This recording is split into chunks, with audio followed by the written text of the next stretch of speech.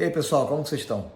Vamos falar um pouquinho hoje sobre dor no peito, ou dor precordial, ou dor torácica retroesternal, é tudo a mesma coisa. Né? Dor no peito, gente, pode ter N causas. Muitas coisas causam dor no peito. Uma dor osteomuscular, uma crise de ansiedade, uma dor de origem pulmonar, uma dor de origem na coluna, uma dor por um trauma, né? Mas a dor que a gente está comentando aqui, que é a que mais preocupa, né? Também tem a dor a nível de trato digestivo ali, problema de refluxo, problema de esofagite, gastrite, mas a dor que mais preocupa a gente é a dor relacionada com o coração, principalmente no que a gente fala de dor anginosa, aquela dor angina do peito, que é a dor relacionada com a doença coronariana, a doença que afeta as coronárias, as artérias que irrigam o próprio coração. Né? E quando a gente está falando disso, a gente está falando de risco de infarto, risco de entupimento das artérias.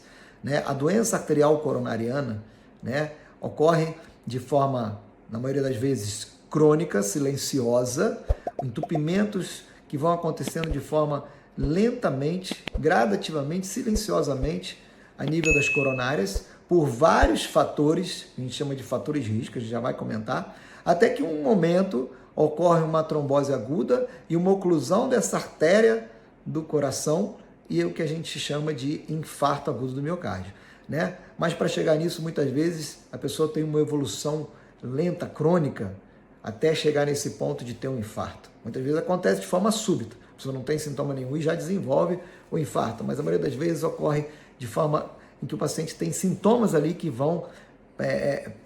Antes de acontecer o evento do infarto, a pessoa está tendo já algum sintoma ali, um desconforto no peito, uma dor no peito. E aí a gente precisa valorizar muito isso, gente. Porque muitas vezes o corpo avisa que está tendo problemas e a gente simplesmente negligencia. Né? Então a dor no peito de origem coronariana, que a gente fala, de origem de ser um entupimento de artéria, é aquela dor em aperto, também pode ser uma opressão, uma pressão no peito, um peso, né? Uma ardência, né, que ocorre principalmente aqui no centro do peito, ou um pouquinho mais para a esquerda, pode irradiar para os membros superiores, às vezes a pessoa se refere a formigamento aqui na região do braço, dos dois braços, principalmente do braço esquerdo. Aqui também a dor às vezes irradia aqui para a região do pescoço, do mento, também às vezes irradia aqui para a região do epigaste, aqui para a região do estômago ou até para o dorso. Né? A pessoa bota a mão às vezes assim, estou com uma dor no peito, assim, isso é bem característico de doença coronariana, de risco de estar tendo um infarto. Né? Essa dor, ela demora muitas vezes mais de 30 minutos, né? Quando é uma dor mais grave, ou quando é uma dor que às vezes está relacionada só com uma angina, a pessoa faz um esforço e sente a dor. Isso é característico de ter presença de doença, de ter um entupimento ali de uma artéria do coração. Então, esse sintoma precisa ser muito valorizado. Né? A dor no peito você nunca pode negligenciar, principalmente os adultos, né? E com fatores de risco. Existem os chamados fatores de risco para a doença coronariana. Então, por exemplo, a pressão alta, o diabetes, problemas de colesterol, triglicerídeo, o cigarro, o estresse, a falta de atividade física, a obesidade, né? O histórico familiar, se você tem um pai e uma mãe que teve infarto na família ou teve morte súbita, isso precisa ser considerado. E tem outros fatores que são também não muito pontuados, mas que são muito frequentes, que são alterações hormonais, problemas de tireoide, né? Alterações hormonais, principalmente na questão da andropausa, da menopausa. O homem acima de 50 anos, dos 40 anos para cima, principalmente depois dos 50, e a mulher dos 50, principalmente depois dos 60, aumenta muito o risco de ter um infarto agudo do miocárdio, principalmente se tem esses fatores de risco. Quanto maior a quantidade de fatores de risco, maior o risco dessa pessoa desenvolver essas doenças, né? Mas muitas vezes, como eu falei, a pessoa tem sintomas, dor, faz um esforço, sente dor, sobe uma escada, sente dor, opa, precisa investigar, precisa procurar um médico, fazer os exames para ver o que está acontecendo. E aí o que acontece? Você precisa fazer uma investigação, você precisa fazer exames, né? E aí o médico vai investigar se essa dor que você está tendo é realmente uma dor anginosa, é característico de uma doença coronariana, e aí proceder com tratamento, seja medicamentoso e muitas vezes, às vezes, com intervenções ali, intervenção percutânea, fazer uma angioplastia, né? Fazer um cateterismo, que é o exame para identificar lá a lesão, e fazer uma angioplastia, ou às vezes, em casos extremos, fazer até uma cirurgia de revascularização miocárdica, colocar ponte safena, ponte de mamária. né? Mas isso tem todo um processo. O que a gente não pode, a gente vê infelizmente muitas vezes, é a pessoa negligenciar essa dor, negligenciar esse sintoma. Então, se você tem dor no peito, não procrastine.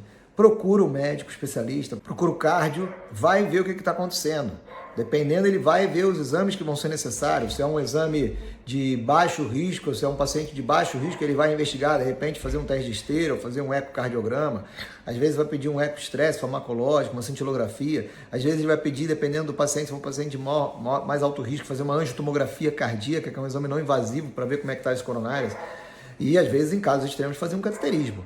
Se o paciente está com uma dor aguda, uma dor forte, uma dor de forte intensidade, mais de meia hora de duração, dor forte, que não melhora com repouso, aquela dor em aperto, corre para o hospital, porque isso pode estar caracterizando um infarto agudo do miocárdio. No caso do infarto, se você não desobstruir a artéria, que está com uma obstrução aguda ali por conta de uma trombose aguda, você tem risco de morte, tem risco de ter uma arritmia fatal ali.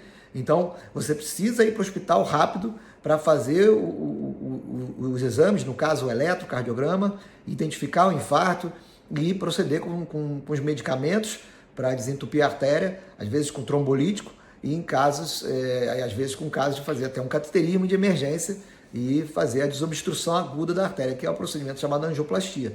Então, não negligencie a dor no peito. Procure o profissional de saúde, faça uma investigação. Mesmo você que não tem sintomas, mas tem fatores de risco, procura o médico, vai fazer um check-up, vai fazer lá um teste de esteira, um angiotomo, vai investigar como que tá tuas coronárias, para ver se elas estão bem, ou se não tem entupimentos crônicos ali, ou com risco de ter uma oclusão aguda ali. E, obviamente, controle os seus fatores de risco.